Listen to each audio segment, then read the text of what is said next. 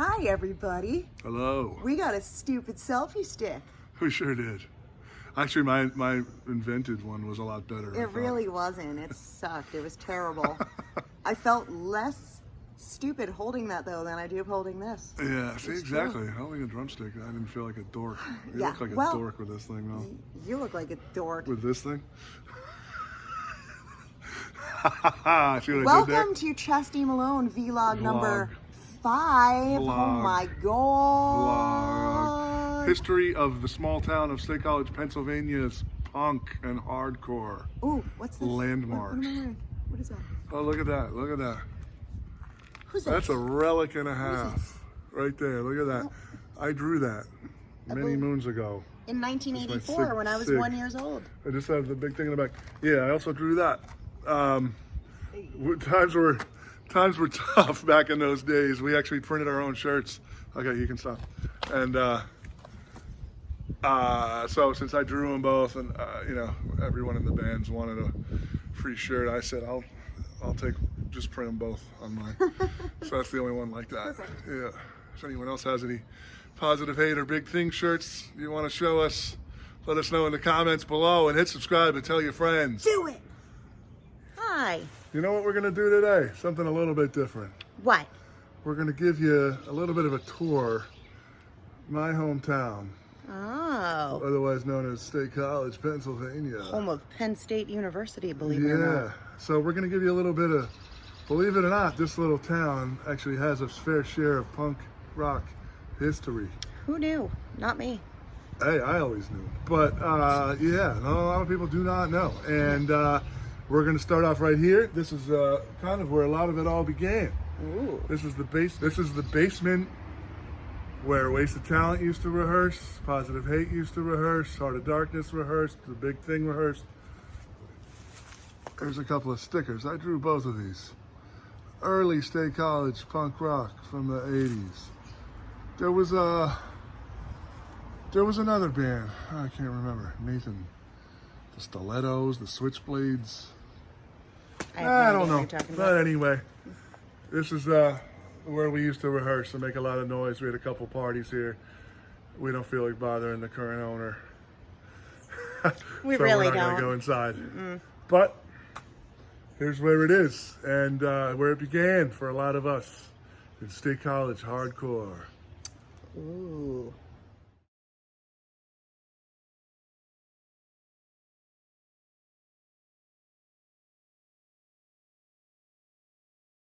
We're standing at the doors of the Fairmount Avenue Elementary School, which was also shared the building with the alternative program. And the auditorium is right through these doors. Right through these doors. Can you see all that up these stairs to the right? Okay. Wasted Talent played, I believe, their first show in this auditorium. In this right here auditorium? Yeah, and you know what was funny also back then? Obviously, things were a little different in those days of yore, because I remember my Uncle Alan was in town for that, and he came, and him and my dad, and presumably my mom too, were all wasted. And I remember Wasted Talent did a lot of covers in the beginning, like Ramones and Sex Pistols, and Uncle Alan was a huge Ramones fan, and he was yelling stuff, screaming at them, stuff about, I don't know what he used to say, weird stuff, and yelling at Jim to spread his legs because he was not standing like Johnny Ramone. That rules. Yeah.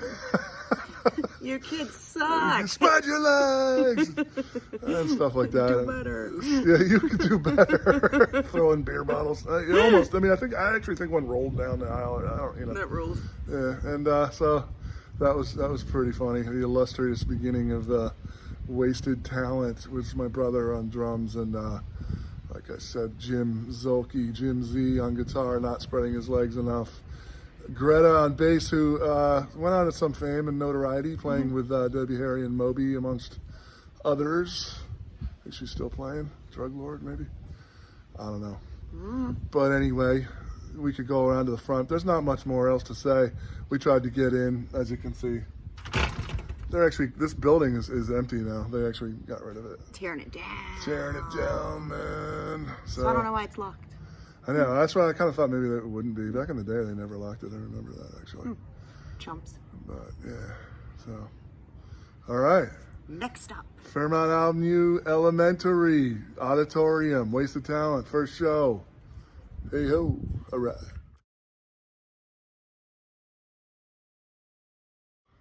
So, we are at the site of the Memorial, I don't even know what it's called. It's a football field where the State College High School played. And one night, my friend and I very wisely decided to walk down here on a Friday night, which is when they had their football games. He had a little boom box. We were playing Minor Threat or Black Flag or both, probably. Came down here, like, I don't know, you know, what we really were thinking. But we got more than we were thinking, because we came down here and at first people were saying stuff, kind of ignoring us and saying punk rock, you know, F-A-G-G-O-T, stuff like that, Devo. I could spell that. All that kind of stuff. I'm saying that's what they were saying to us. I'm not saying I said that to anybody. And eventually I noticed we were like the Pied Piper all of a sudden, because we had literally, it was like a mob. We had like 50, maybe more. No exaggeration, like trailing us. I was like, ew, we should get out of here. And they chased us. They had a mob of people that chased us out of here. And, you know, I was a wee bone back then, but you can't really win 2 against 50 dudes anyway. No. So this is another infamous site of State College punk history. Right across the street is the alternative program, which is also part of the empty Fairmount Avenue School now, but that's where a lot of us freaks and geeks in State College went to school to avoid the regular school. Anyway, moving on. Just walking down the street with a selfie stick, looking like some kind of dick. So, here's me playing in this basement behind me. It's the bone. Check it out. Look at my Casio watch. It's very cool. And Kenny B's drum glove. I stole it from him. Kenny B. Yeah. Finally a name I know. I was a skinny little fuck back then, huh? I was bleaching my hair blonde with peroxide, so it turned orange. Very punk. Before I realized I should just go buy some hair dye. So that's pretty punk. Anyway, that's cool. Moving on. One of these houses behind us on Fairmount Ave was Sue and Kathy's second house. They lived on West College, which we'll be hitting, or maybe we already hit, depending on what order this is edited in. We'll find out. And Heart of Darkness played our first show ever in this basement garage. We were called Sausage at the time. I have a picture from the show.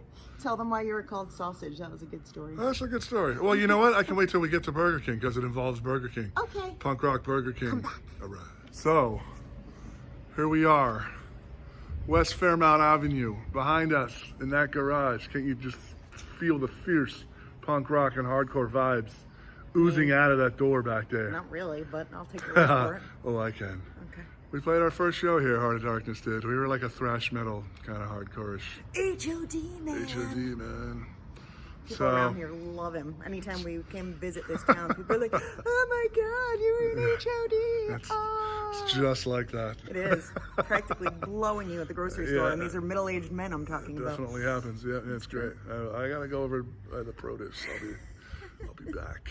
So yeah, we played here a couple times, at least once. We played here with Pagan Right. Got to mention them too.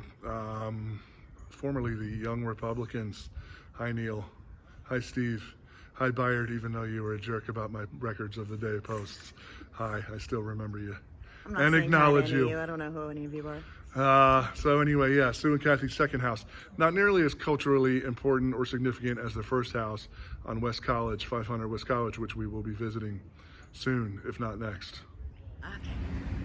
We are standing in front of the Ace Detective Agency.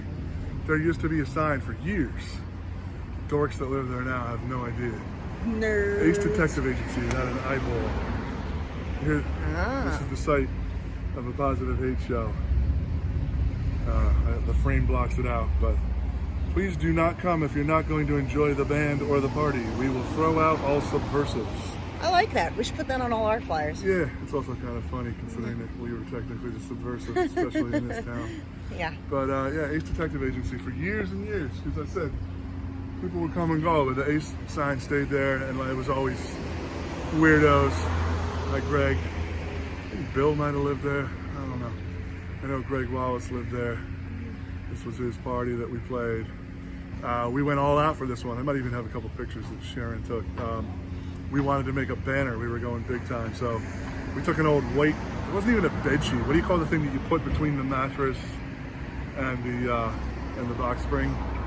Like the thing that hangs, you know, whatever. It was one of those, and we wrote "Positive Hate, Kinda Punky," and we hung that. And there's pictures of it. It was pretty cool. It was a good show. It was a surprisingly really good show. State college parties in the '80s were really kind of raucous affairs. You'd have people dancing that you know felt like the floor was going to cave in, stuff like that. It was a really good time. We'll show you around back because that's actually, this is where you came in, but around back is right where the room was that we played, and then after we played, everyone spilled out on the backyard. This place had parties all the time. We weren't the only band that played here. I think The Scene played here. I don't even know who else. And then yeah, outside, just tons of people. This was a good place. Let's go around back. Let's go around back. What if we go this way? I don't know. Oh, there's still a skull on it. Is there? Yeah? There's a skull. Maybe that's a connection to the past. I don't see. Where's the skull? Right there. And a Misfits pumpkin. Oh yeah, look at that. It's very punk. There was some famous story that, you know, part of the reason it was such a freak house was, you know, I don't know, the landlords were weird. There was some story where they didn't have heat or anything all winter long, and the people just kind of dealt with it. Pipes froze, all that kind of stuff. Cool. Yeah. So we're gonna walk around back. Hopefully we won't get shot. Around back. I don't know where we're going. I'm just following you. No. I'm following you, Bone. Yeah. Oh yeah.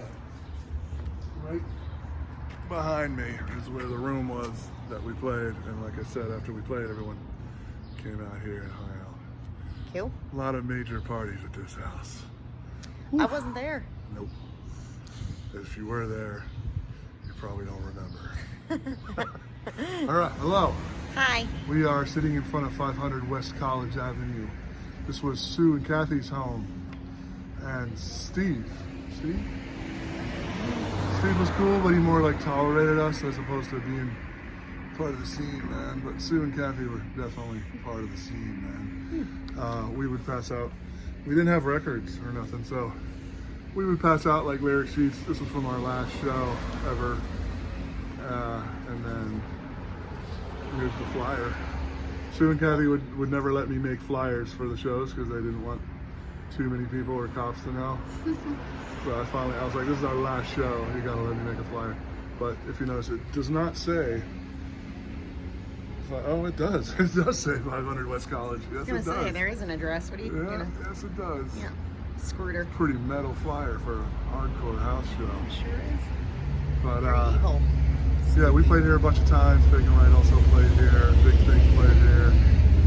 Big Thing recorded a 4-track here. We started to, and it didn't happen. I don't remember.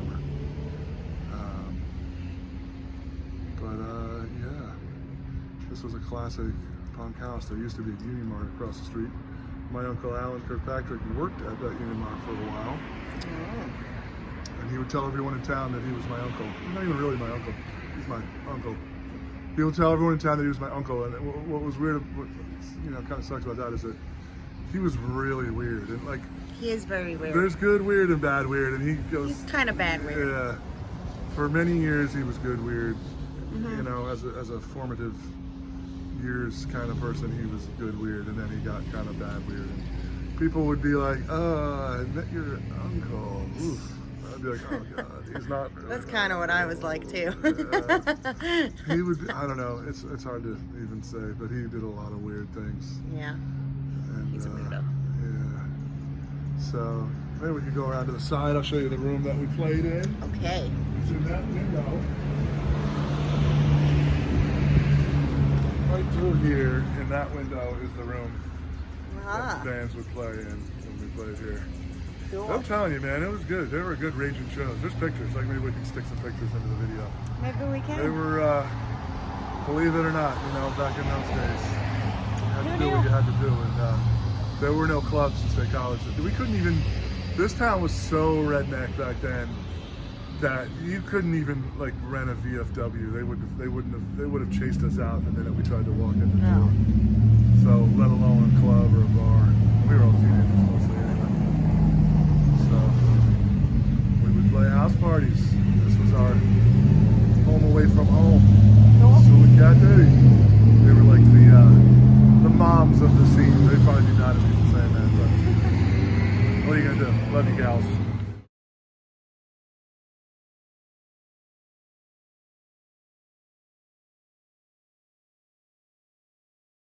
In front of 833 West College. There's the number. All right, see it? I see it. This was a major part of the scene back in the day. 833. Whole bunch of people lived here for years that were all really pretty cool. Joe Hoven was the main DJ. So there was like, in State College, the way it was, you know, it's different from an actual real place, a real city or even a real town, because there weren't like exactly a lot of like punks or hardcore people. Just weirdos. Just weirdos, and we all hung out. There were, in terms of like punks and hardcore people, there was like me and my brother and like maybe, for a while, it was like me and my brother and like one or two other people, or just me and my brother. And then at certain points, there was another rival band that was Pagan Right. So we would come to these parties, and we were teenagers. These people would let us come and hang out, which was cool. I found out years later on Facebook that all these people used to call us the baby punks, but they didn't call us that to our faces. I did not know about that until baby Facebook. Somebody posted a picture that we were in, and they're like, "Oh, it's the baby punks." I was like, "Baby punks, okay." As opposed to who else was punk here, so you're the baby punk. They were old. I was 14 years old, and these people were like 21, 22. Oh. So yeah, I guess I was a baby punk. You were. But yeah, so it was cool. Joe Hoven was always the DJ. Mostly he was into like new wave and dance music, but he would always throw us a bone. We'd have to bring our own records, but he would throw on SSD or Minor Threat for us, like one side, one time a night. And one time we were here, all four of us in Positive Hate, and just how things were, we were just like, we should play. So we asked the people, hey, can we play? And they said, yeah. So somebody gave us a ride. I don't think any of us had a car. We went back to my parents' house there, where we showed you the garage, or their basement that we used to rehearse in, and grabbed all our gear and came back. I think they only let us play like 4 songs, but we played right back there in the living room. Cool. 833 West College. There it is. Whoa. Okay. I guess that's symbolic. We're in front of 127. Get yourself in the scene there. Yeah. 127 Buckout Street. Buckout. Which was where Malcolm and Laura lived. Laura Norton and Malcolm, DJs on Too Much Too Soon, was the punk radio show on WDFM before it was WPSU, and they would have parties. And I actually think Malcolm might have been the guy who invented the baby punks term. But like I said, none of them said it to our faces ever. I'm 14 years old coming to a party. I didn't drink, but they had cakes back then. Whatever, different times, right? And Fang and Crucifix played up on campus, which we might go try to visit the site, the Hub Ballroom. But Laura was the one that booked them, and when they got here, their van broke down, and they ended up staying here at Laura's house for a week. That's pretty funny. So we hung out with Fang. That's a long It's a freaking week. time. I know. It's looking back, it's really kind of weird. They just like stayed here. I don't know if they didn't have dates or they canceled them all. Or I remember Laura called us the night they got in town. They got here a couple of nights before the show too, even. Wow. And they were here for a Laura long actually time. said to my brother, because I remember when he got off the phone, that Fang was here and they wanted to hang with punks. So You're all, here I am. I got the baby punks. I'll make some calls. So that's what she did, and we hung out. And Fang were really cool, actually. Hi, Sammy. And so then actually also, once they finally got their van back together, I rode with them. Their next show finally after here was at CBGB's. Oh yeah, you told me that story. And I should have wrote that. I have the CB's ad for it. They played with Crucifix and the Mob and the Misguided. Nice. And I rode there and stayed with my Uncle Alan. That's where I figured some things out for myself in New York, because Alan, when I was leaving to get back, I had to go to Port Authority. And he told me, take the train down, get off at 42nd Street. He didn't tell me that it's actually called Times Square. Oh. And that's what they say. Times Square, and the sign on the wall says Times Square. It doesn't say 42nd Street. I just kind of saw, oh, it says 42. So I figured that out. I was like 14. Been boned. Yeah, so, yeah, this is a little bit of history. Heart of Darkness played here when we were called Sausage. We used to go buy raw sausages and throw them out at people when we played. What are you, Wasp? Well, I did it before. I don't even know if Wasp was doing it yet. I certainly didn't know about it yet. I saw Wasp in January of '85, but so this was a couple years before then. Nice. And we would throw, and then they'd throw them back at us. And I was talking to Mike Scousy, the singer of Heart of Darkness and Slough-Fag, about it, and he was like, he has vivid memories of the greasy squishies. Yeah. When people would throw it, it would get warm and it would I'm sure you get guys stepped had on. really good skin after. Yeah, you know, luckily, really, the thing about sausages are, they're really not raw. No. When you buy them, you could technically just pull it out of the package would and you? eat it. Right, you wouldn't really, but it's not the same as like raw chicken or raw steak. Mm-hmm. But greasy meat all over the floor in your hands and Cool. face. Sure smelled really good too. Yeah, and back in those days, you just didn't really think about or care. Obviously, their house was, kind of destroyed. But nobody ever said anything to us. What are you gonna do? Thanks, Laura, Malcolm. Hope you're all well. Laura, hope you're doing good. Malcolm, hope you are too somewhere. Okay. We are standing in front of the former site of Campus Casino, right behind me. In there. In there? Now it's a clothing store that is closing anyway. Oh. Campus Casino Maybe it'll be technically Campus Casino again. technically can be part of State College punk history because everybody used to hang out there, including us punks. It's a bar? No, it was an arcade, and they had pool tables, and Oh. video games, and pinball games. That's cool. Spectacular. So yeah, this was kind of the melting pot of State College area. You had everybody, you had burnouts, you had punk rockers, you had students, but this was actually a really pretty gritty place. You didn't have like normal clean cut students didn't really come in here. You had everybody would get along in here for some reason too. Outside in the streets you might get fight with everybody, but you had punks, metalheads, dirtbags, some college students, high school kind of people? kids. Yeah, everybody, a plethora of every kind of Interesting. person. And I then miss downstairs, can you get this at all? Let's try. Let's turn it around maybe. Where's the button? Can we do it? Can't do a button while it's filming. Oh, okay. Well, all right, let's try this then. Down these steps, that's where City Lights Records used to be. Pretty good place for State College punk history. I mean, I don't think they opened until like '85, so it doesn't go incredibly far back, but it was really cool. It was the first record store in State College that consistently had and ordered punk and hardcore records. There was National Record Mart and other places, and they would kind of like literally accidentally get a punk record once in a while, and you'd be like, "Can you get more?" And, what? And then this place opened. I actually remember going down there. Greg, the owner, before they opened, was down there, and I was super excited. And I was like, "Are you gonna have hardcore and punk?" And yeah, I was like, "All right."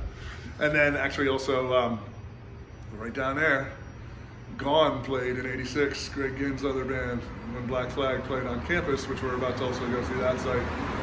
Gone did an in-store performance during the day before the show. Right downstairs. It's Gone. We are in Hume's Alley, which, as you can see, is pretty much empty nowadays. Yes. However, this used to be the site of Crazy Carl's Brick House Tavern. Carl. Crazy Carl. He also had Carl's Bad Tavern. Part of Darkness played out there somewhere. I don't remember how that was. But Waste of Talent played here at the Brick House. I made these flyers. You did? These are the original drawings, too, by the way. Oh, wow. Don't let those blow away in this wind. Ancient artifacts. Chris Berner, huh? Older than me. Yeah. Are they? There's our date on my signature? 83. 83. So these are, yeah, technically older than you. Archaic. Somehow my father was able to convince Crazy Carl to let Wasted Talent play here. And I don't know if it was technically legal. I guess it kind of is and was or whatever. Kids could come in, as it says on the flyer, under 21. Must be Aww, with you had to come with parents. your mommy. That's very fun. So I came with my mom and dad. But I mean, Oh. you know, and then my mom was actually acting as mom for a bunch of other people that weren't 21. That's Because kind of cool. Carl wasn't that strict. He just needed to technically have a technicality, have that kind of scene. Right. And I remember, here's a good story for you. For some reason, Laura from Buckhouse Street, Laura Norden, was always importing punks. So I told you Fang and Crucifix, and she actually booked Minor Threat at the Paul Robeson Cultural Center, which is no longer there. So there's no reason to go there, I guess. Well, we're here at Brick House, so I don't know. You know, these things, who knows? But so she had this guy Wayne the punk. Remember him, Laura? But okay, so it was one of these weird, dumb things that like stuck with me to this day. So I was sitting there, okay, watching my brother's band, Wasted Talent. We're all slam dancing. Wayne the punk. Slamming. He had bleached blonde Liberty spikes, and so after the songs, I was clapping. Finally, Wayne gave me one of these. Look at me. Nerd I said, alert. what? He goes, clapping ain't cool. He's So I right. never clapped for a band again. I literally never again. did. That's pretty funny. Thanks, Wayne. I'm also, if I'm not mistaken, Wayne was on like fucking like Angel Dust or something that weekend. He's still got his smarts on the cool Wonder side. if he still has his Liberty spikes. Might. Wonder if he still has some angel dust. I don't know. But anyway, the Brick House Tavern. Cool. Technically before my time, but I got to go there twice with my parents to watch my brother's punk band. Your brother's old as fuck. Hi, Mike. All right. We are on the Hub Ballroom on the campus of the Pennsylvania State University. And believe it or not, this grass actually has some pretty rich punk rock history here. Does it? There was lots of punks slamming on these grounds, on these grasses. One time. More than 5? Yeah. One year the Dead Milkmen played here one summer. Nice. And somebody, I don't really know why anyone who did it or whatever.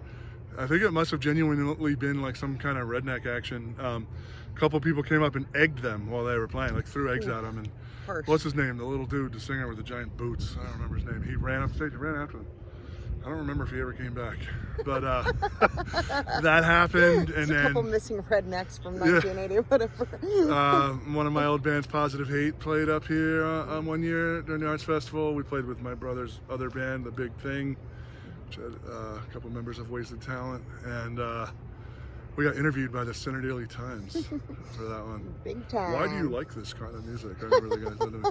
That's pretty funny. Yeah, and then Heart of Darkness, as I was saying at Burger King, we played our first show that we were called Heart of Darkness at. I finally was able to convince everybody because who fucking cares, right? But for some reason, we considered the Arts Festival gig a big gig. There was a book that I think I probably still have somewhere, you know, the festival program that they were going to list You're in the band name. program. So we were like, we don't want to be known as Sausage, you know, In the big Arts Fest for the program. big gig. So, and it was funny because it wasn't even me. It was the other dudes that didn't like the name Heart of Darkness that were saying that. And I said, haha, Heart of Darkness it is. Haha, you win. And it was.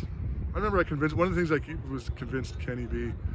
I was like, if you don't like it later on, we could just say it's HOD and we could, you know, say it means something else. We can figure out other words. Holes of desire. Holes of, yeah. You like that? Head of lettuce. Head of dingus. So inside, which I guess we're going to try to go do, there were a couple of good punk shows too back in the day. But anyway, yeah, the Hub Lawn, everybody. Yeah.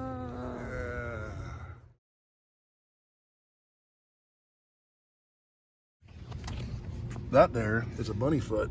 Look at that. Goodness. Bone bunny foot. You have to eat that for dinner. Is that good luck or bad luck that we found a severed bunny foot? Well, you have to eat it for dinner. You have to eat it for dinner. Hell no. Ugh. I don't know if it's good luck or bad luck, but I do know it's punk. Okay. Hello, folks. We are standing in front of the window of the Hub Ballroom on campus of the Penn State University. It's an uphill hike. tell you what. Yeah, looking through those windows, you can see it's probably a different floor. But this is the site of a couple of pretty big shows. Crucifix, Wasted Talent, Fang. I drew this flyer. That's the original drawing too. And then also Black Flag. Oh. 86 though. You know, I gotta say it was not my favorite time seeing Black Flag. Not my favorite lineup. Not the greatest, but. And then also, during the day, I remember that show, the Black Flag roadies were assholes to me. They tried to pick on me. Oh, I remember you. I was like, I'm the guy you should pick on in the fucking, this bullshit preppy campus in the redneck town. I was wearing my COC animosity shirt, and they were walking behind me. I recognized them because I'd seen Black Flag 1,000 times, and they always had the same roadies. And, you know, whatever. And, one of them was like, oh, Corrosion Tour, because it said Animosity Tour on the back.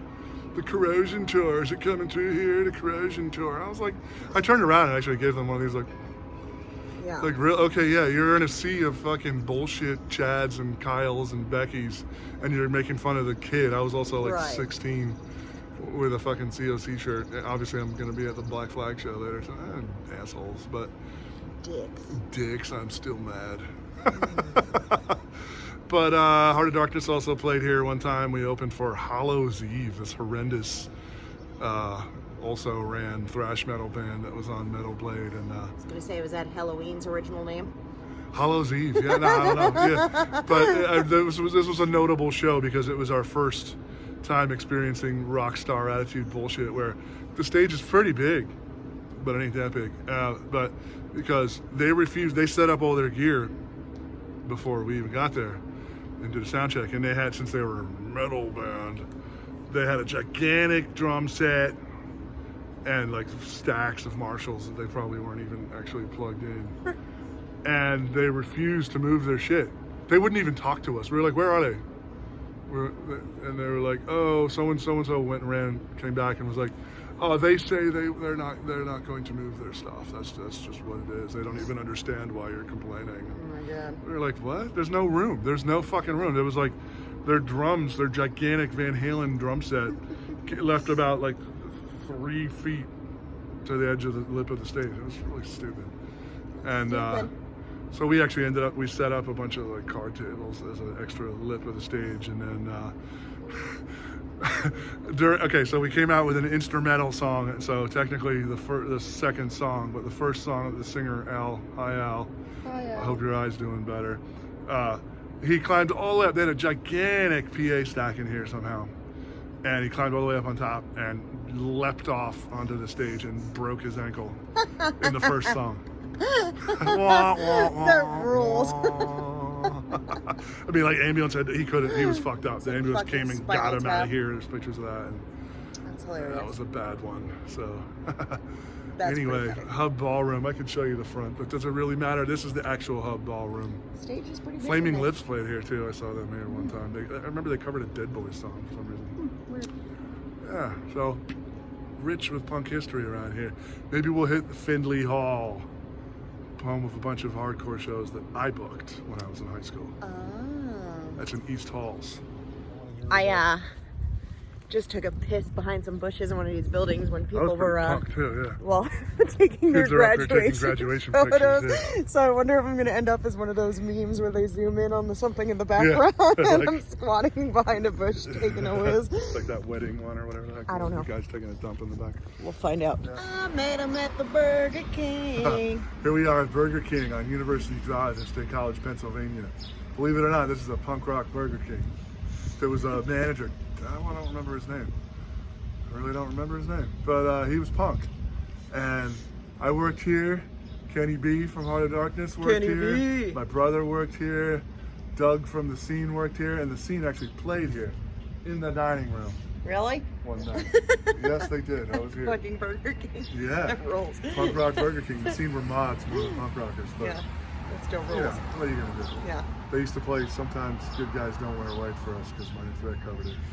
It's about as close as they got. But yeah, so this is Punk Rock Burger King. Want to go to the door, see what it's like? Sure. Oh, we'll look in the window. Sure, it looks like many other Burger Kings. Well, they've remodeled. They've remodeled a lot. They've remodeled it a lot. But it's still punk rock Burger King in State College, PA. A lot of us got our starts here. Tell us how you got the band name Sausage. Oh yeah, that's another part of this history of this place.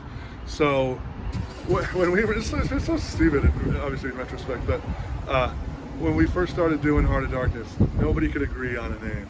And I actually had the name Heart of Darkness from the beginning, but nobody else liked it, like Kenny B and George. And nobody liked it. We would argue and argue and argue. No.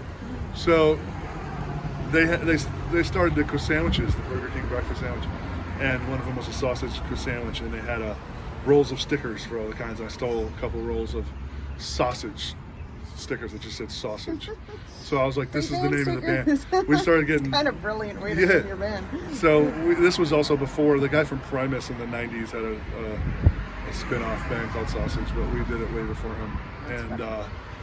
That's why we did that, because I was like, you know what? You people aren't going to argue with me about this. You don't like Heart of Darkness, and everyone argues. Do you have it? It was always like this with bands. People always want to argue, and then you're like, okay, well, what's your idea? Well, I don't know. Right. Oh, I don't like your flyer. I don't know. Could you do something different with the flyers? Or why don't you just do a flyer? Okay. So yeah, do you have a better idea for a name? No. So I just came home with the rehearsal with the sausage stickers, and so we're called Sausage. We had our first shows at those parties that we were telling you about before, and here we are, we're Sausage, and then that's when we also got the idea to start throwing sausages at people. See? Connected story. And then I guess if we're going to go on campus, we can show you also when the first show that we were called Heart of Darkness was on the Hub Lawn for the Arts Festival, for the big gig, but I guess I'll save that story for when we get up there. Next. We are currently up on the Penn State campus in East Halls. Look at this right here. Finley Dock. Here he is. Okay? We can't get back in there, but as you can see, that's where Finley Hall is. They're doing all sorts of construction. Yeah, so we can't get in there. But this is the site of many an awesome show. Historic. Me and Bernie Grubuski, we were Burn Tone. Burn Tone. I was Tone, he was Burn. Get it? It's clever, lads. Pretty clever. And shows like this, we had The Descendants, Heart of Darkness. You had a funny Christ story on a about the Stick. Descendants, right? I think a Descendants story, and then also Christ on a Stick from Altoona. They hated Heart of Darkness for some reason. They did an interview. Well, Christ on a Stick. There was a local zine called Eurydice, and they did an interview in there where I was like, what the fuck? The guy was interviewing them, and he was this kid from Christ on a Stick from Altoona, was talking about how punk is dead in State College and there's nothing going on, and the guy from Eurydice was like, what are you talking about? There's Heart of Darkness. And this kid, he goes, Heart of Darkness, they're the biggest ode to Iron Maiden I've ever seen. I was like, I mean, I wish, yeah. I was like, that's awesome. I mean, not a diss. It didn't sound like that, but yeah. Still not a diss. Not a diss, but anyway, this kid was kind of a jerk. But actually, I remember I called the dude. I called the dude from Eurydice. I was like, we have to do an interview. Fuck that guy. And then the Descendants. Descendants were dicks, man. It sucked. I love the Descendants. Sucks to hear that they were dicks. Still love them, but they were dicks. And like all these shows, we did tons of shows here. Me and Bernie. We did Descendants. We did Agnostic Front. We did Dr. No. We did Ruin from Philly. We did COC twice. We did all sorts of really awesome shows. And no one gave us any rock star bullshit except for the Descendants, who gave us a big Milo. They gave us a big rider list of things we were supposed to get them. Like, it was like they wanted tighty-whitey underwear, they wanted socks, they wanted cases of beer and whiskey. And I remember I got the stuff in the mail, and I said to Bernie was older than me. I was a kid, I was in high school. He lived up here in East Falls. I said, Bern, what are we gonna do? They want all this stuff. Bernie goes, don't worry about it. I said, what? He goes, we're just not going to do it. I said, okay. So one of the things was they wanted a locked dressing room door with a guard at the door, because people were really trying to hound the Descendants. Milo writes a tour rider. So then they have their song. They have their song "Hurtin' Crew," which is about playing a shitty show in a shitty town, and they dedicated it to us. Which I was like, "Fuck That's you, man!" weak, yeah. It was a Sunday night, March 15th, 1986, and we paid them like $500, $300, $500, and there were there was 177 people here. I remember the count on a Sunday night in 1986. Where else were they going? Nowhere. Besides, the major cities. Where else were pretty the good money to be a Descendants going to hardcore play a band in better show? fucking This one's 1986. for tonight. Be good money now. I still love the Descendants though. Yeah, I know. Exactly. COC, we played with them twice up here. Nice. These guys were the opposite of the Descendants. My famous COC story is I called their management number that I had somehow, and the guy just right off the bat, I said, I want to book COC. He said, $4,000. I said, $4,000? I'm a 16-year-old in high school. I was like, that sucks. So can we make some kind of deal? He said, nope. You're gonna have to sell a lot of He lemonade. goes, you want to book a COC show? Yeah, it's $4,000. I was like, wow, that sucks. But I was like, the kind of guy I was. For 1 second, I was like, well, that sucks. But then I said, oh shit. I called 411 in Raleigh, North Carolina, and I got Reed Mullins' number. Reed from COC, the drummer, R.I.P. And I called him up. And I said, hey, it's The Bone from State College. I want to book a COC show. And he goes, cool, let's book a COC show. I remember that's exactly what he said. And I said, well, I got to stop you, though. How much would we have to pay you? And he goes, well, we get anywhere from $0 to $4,000, depending. Sold. You got to remember, he had a southern accent. Yeah. So I can't really do a Reed impression, but the $4,000 apparently was sort of true. But he was like, yeah, $0 to $4,000. I said, okay, so what do you want to do? He said, all right, how about 75% of the door? That's what we did. Twice. They were awesome. Really, really love COC. Me too. Great band, great shows. Good guys, apparently. Yeah, we had Dr. No, Executioner in the Name of Meto. Anyone remember them? No. No. But in my interview with Ishmael, bass player of Dr. No, we talk a little bit about this show. So if you want to check that out on NoEcho.net. No Echo, Carlos. A hardcore conversation. Yes. And then this was the first show we did up here.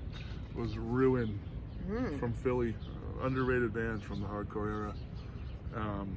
Cybermen, was that Dave? Plus the Cellar Dwellers. Dave, fill me in. Were you in the Cybermen or the Cellar Dwellers? I think. Oh, lucky you! You guys are very, very metal. From hell. We would always do stuff like that on our flyers. Heart of Darkness from Hell. Yeah, look at that. That's pretty funny. And like that one's from Hell. And the Dr. No one, I think we were from. This is a different one. We were from Slippery Rock. Oh yeah, here on the Dr. No one. They're from Slippery Rock. Just stupid stuff that we thought was funny. Slippery Rock, we just thought was hilarious for some reason. That's the name of the town. It really is. Crazy. So Finley Hall. It sucks that we can't go in there right now. But this is the area. So there you go, Finley Hall, Penn State campus. All right. So that was it. You made it through V-LOG. I wanted to take us inside, but we can't. Look at all this construction-y. I was just doing an outro and you totally Well, we're not ready off. for the outro, so you got to get more professional. Oh. So lots of hardcore history was made, felt, lived, learned, and loved in these hollowed halls. One time when COC played, it was Phil Swisher, I think, on bass instead of Mike Dean, maybe the second time. Simon Bob was singing. Or maybe Phil Swisher might have just been roadieing, and Mike Scalzi walked in on him taking a dump. Cool. And that was a kind of famous story because Phil was like, oh, that's okay, come on in. He didn't lock the door for some reason and didn't care. That was actually the first time in my life that I met or knew of a person that wasn't embarrassed about taking a dump. It's very punk rock. Lots of history in this joint. Yeah, they won't let us in, unfortunately. But anyway, so that concludes our V-LOG history. number 5. Vlog Coming at you number from 5. State College, Pennsylvania, Penn State. Go Beavers! Go Beavers. And Eat shiz. shit.